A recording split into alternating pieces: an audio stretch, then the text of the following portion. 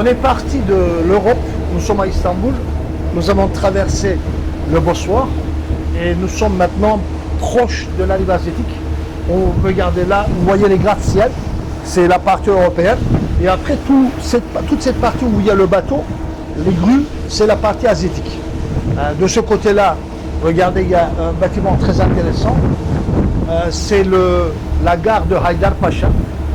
C'est une gare ancienne qui a été construite par les Allemands au 19e siècle, la fin du 19e, début du 20e siècle.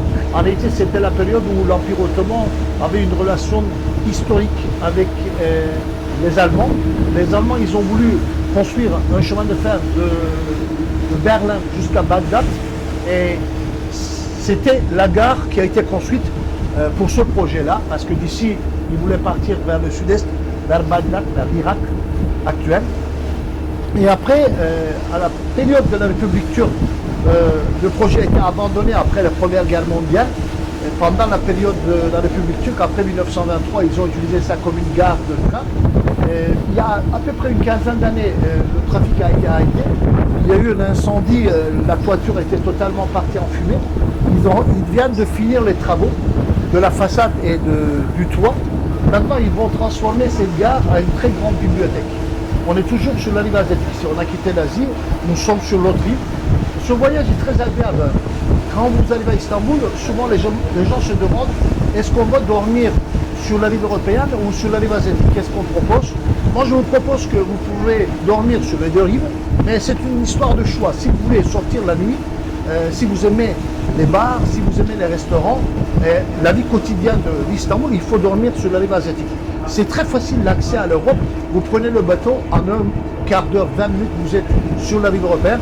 Moi, si je suis à votre place, moi je vais dormir, si j'ai le temps, 3-4 nuits à Istanbul, sur la rive asiatique, et je partirai découvrir l'Europe et je reviendrai ici le soir pour profiter de la nuit, des restaurants, de la vie quotidienne des Istanbuliotes.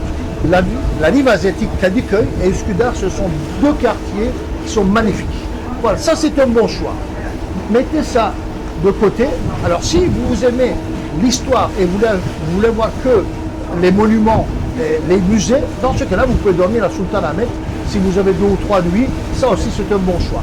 Mais comme j'ai dit, les gens qui ont plus de temps ne ratent absolument pas cette occasion de venir sur la rive européenne. Maintenant, il y a plusieurs hôtels et de dormir là. Regardez, on arrive, on se rapproche.